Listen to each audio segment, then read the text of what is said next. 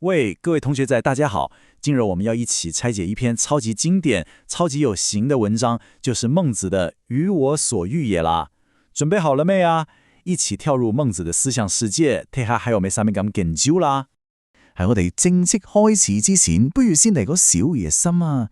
諗下，如果你行到落街頭，嗰度餓到咕咕聲，但係荷包有得塊少少錢，只可以買一樣嘢食，眼前有毒魚蛋，又有串燒賣，你點揀先？係咪好難揀呢？其實呢，我哋今日嘅主題就係關於選擇。你可能會話，切，魚蛋收賣啫，好小事之嘛。但係你又知唔知，原來喺2000幾個年前，我哋嘅思想家孟子，佢都面對住一個終極二選一嘅超級難題，而佢點樣揀，即將影響咗之後幾千年我哋中國人嘅諗法同埋價值觀噶。究竟是一個點樣嘅選擇會搞到咁大件事呢？好，我哋而家就嚟揭曉孟子嘅終極二選一。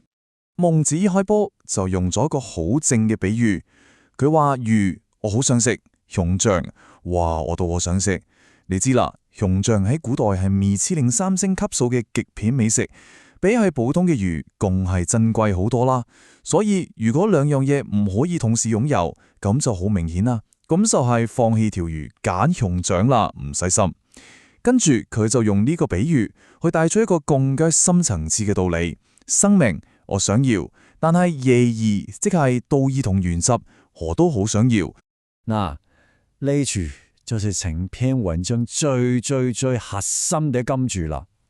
孟子下，當生命同道義呢兩樣嘢冇辦法同時擁有嘅時候，我會點揀？我會放棄生命而去選擇道義。哇，呢個選擇真係超級有分量。所以孟子嘅結論就係4個字：捨生取義。喂，聽到呢度你可能會諗，為咗啲原則放棄條命，講做義啫，邊個真係做得到啊？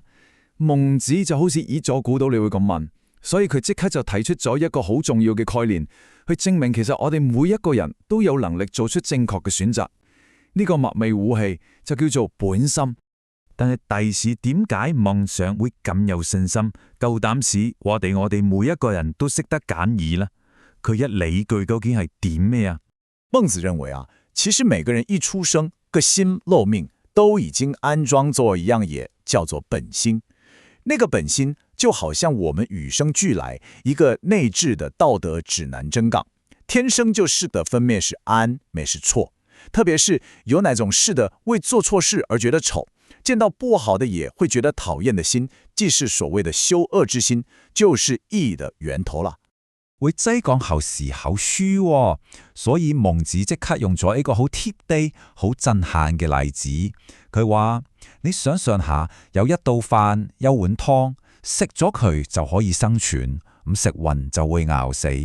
呢個時候，如果有人好無理咁，喂，大喊一聲，將碗飯叮俾你，就算係一個走嚟餓死嘅路人都唔會接受。如果有人仲過分啲，用腳踩一踩碗飯再俾你，就算係一個乞丐都寧願餓死都唔會要。呢個例子究竟想講咩啊？就係想證明，只是係生死關頭，為咗維護自己嘅尊嚴，人係有一條底線嘅。呢一份對尊嚴、對原則嘅堅持，就係每一個人天生都有本心嘅最佳證明。呢個例子就係要話俾我哋知，人性裏面其實係有光輝嘅人面。好，借孟子話人人都天生有本心，咁問題就嚟啦。點解喺現實世界裏邊，我哋就會見到咁多人會做埋啲衰嘢，見利忘義呢？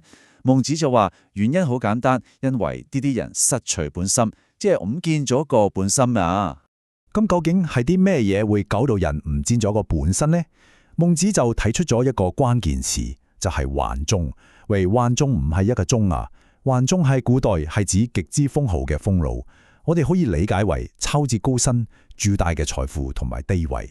孟子喺呢個做咗個好強烈嘅對比，佢話以前為咗原則，寧願死都會冇自守嘅不忘規矩嘅嘢，但係而家嘅人呢，為咗患中呢份厚祿，做咩都勤自啦，連份糧冇按規矩，合唔合乎道德都唔理，做晒帶咗先算。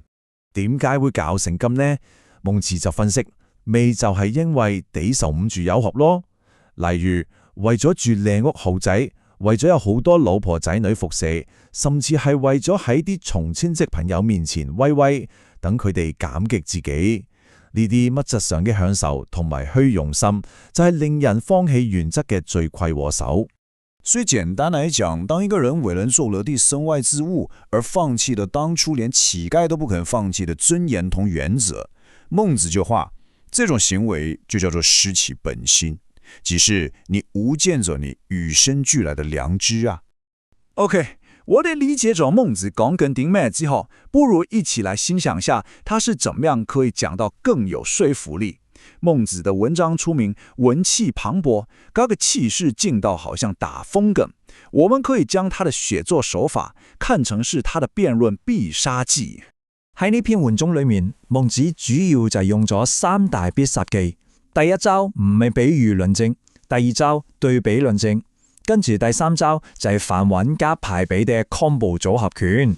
第一招比喻論證，捨生取義啊，個道理其實好抽象噶嘛，但孟子一開波就用魚 versus 熊掌呢一個大家一聽就明嘅例子，將一個好複雜嘅哲學問題變成一個好具體嘅生活選擇題，即刻就將個道理啪一聲打咗落嚟個腦度。第一招對比論證，孟子將一刀飯同環中呢份炒骨高升擺埋一齊比較，諗下。一邊係關乎生死嘅小小食物，另一邊係關乎富貴嘅巨大利益。連關乎生死嘅嘢，人哋冇禮貌你都唔會要，但係對住啲錢，你就冇理3-7日依照咯。哇！呢個強烈嘅對比，將嗰啲見利忘義嘅人有幾咁矛盾，幾咁可笑，即刻表露狐疑，個論證力即刻 double up。最後我哋睇下佢做 combo 組合拳，反文加排比。你聽下呢幾句嘅節奏：相為生死而不受，今為公室之微為之；相為生死而不受，今為矢車之鋒為之。佢用好似排山倒海一樣嘅排比句式，不斷重複，再加埋詰問嘅語氣，形成一股你冇辦法抵擋嘅氣勢，就好似一個浪接一個浪咁樣，將所有歪理徹底擊潰。好，講到呢這兒，我們明白了孟子的思想，也都欣賞了他的文筆。但是最重要的是，這篇2000幾年前的文章，同今天坐在這的我們又有些沒關係呢？這個先次是我們最需要思考的重點。其實孟子講嘅魚同熊掌、生同義，就係我哋每日都會面對嘅唔同選擇。我哋不妨反思下，喺我哋嘅生活裏面，有冇試過為咗嘅眼前嘅作作，例如為咗方便啲，為咗舒服啲，或者為咗考試攞高分啲，而放棄咗啲更加重要嘅嘢呢？例如情實、個人原則，或者係對朋友嘅承諾。孟子其實就是想提醒我們，人生就是由無數個大大小小的選擇組成的。無論個選擇有幾大幾細，其實每一次都是一個被我們去檢視同埋守護自己本心的機會。好，今期的經典解讀就到了這了。希望大家讀完了篇文之後，對自己的每一個選擇都會有更深一層的思考。我們下次再見啦，拜拜。